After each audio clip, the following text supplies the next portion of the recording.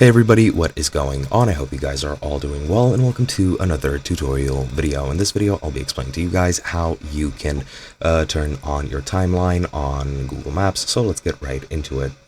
So to turn on your Google Maps timeline, you can do so very easily by just entering your account management or your account options. So to do so, what you're going to need to do is you're going to need to click on your account initial or your profile picture in the top right.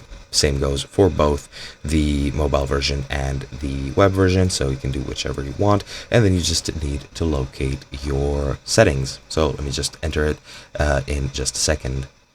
So now we are in the account management, and now that we are here, what you're going to need to do is you're going to need to go into data and privacy.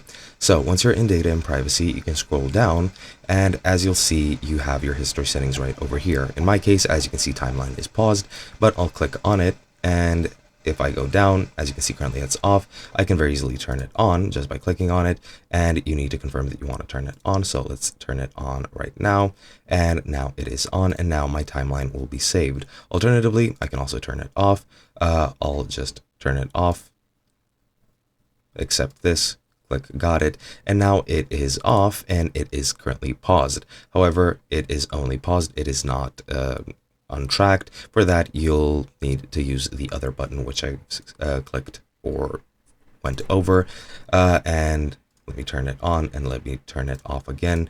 You can turn off and delete activity if you want, and that takes 2 steps. I'll just do the one-step one and pause it, and that is pretty much all there is to it. Hope you guys enjoyed, and I'll be seeing you guys in another video.